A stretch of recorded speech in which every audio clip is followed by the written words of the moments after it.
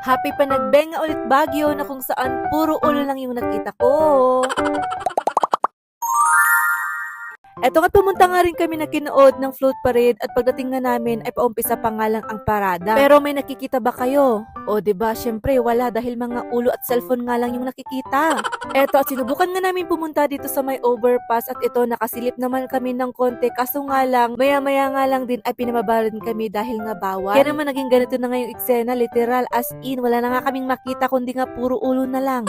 Dahil nga wala na nga kaming makita, ako na lang pala dahil ako nga ang maliit. Ito naman ang Arkidanda, nag-i-enjoy sa kanyang nakikita. Natuwa nga siya dyan at na-amaze dahil nga first time lang din niya manood ng ganitong float parade. Wala na lang siyang sinabi kundi wow, look mami, look mami. Dahil nga nahirapan kami doon, literal nga talagang hindi kami makasingit. Eto at pumunta nga kami dito sa may pasukan na mismo ng float. At pagdating naman namin dito, eto at eksakto naman na nagpe-perform sila.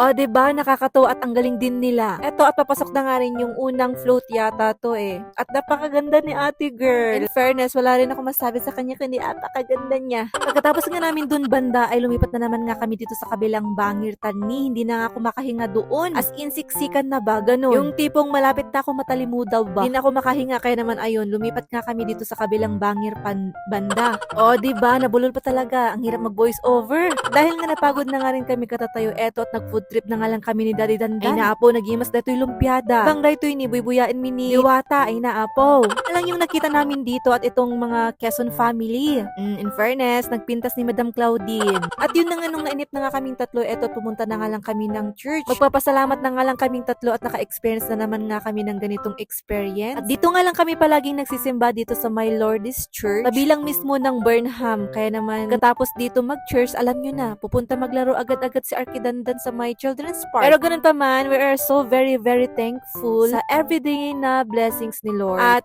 sa everyday experience na hindi rin namin makakalimutan. Ganun. Very, very thankful kaming tatlo kasi na-experience namin yung ganito. Yung palagi kaming magkakasamang tatlo, pumupunta ng church, pumupunta ng park. Basta araw-araw, very, very thankful kaming tatlo. Lalo na sa Arkidandan, ang galing na niya mag-thank you Lord. Kaya thank you Lord sa lahat-lahat ng blessing. At ito na nga, at dahil nga nandito na nga rin kami sa my park, syempre magpipiknik na rin kami. Hindi lang picnic na basta-basta picnic dahil ito magtatrabaho pa rin ako. Video ng konti para nga may pambenta. At ito ngayon palagi kong pinagpapasalamat dahil nga nakakapasyal na kami. Nakakagawa pa ako ng content ko. Nakapagtrabaho pa ako, ganun na sama-sama kaming tatlo. Kaya naman super duper thankful talaga ako sa trabaho kong to. Dahil magkakasama kaming tatlo habang nagtatrabaho nga ako. At nandito na nga rin kami sa may Melvin Jones kung saan nandito na nga lahat yung mga flow. Kaya naman ito nakipicture-picture na rin kami. Pagkatapos nga namin nagpicture-picture, syempre umuwi na nga kami. At yun lamang for this video. Thanks for watching. Thank you so much, Lord.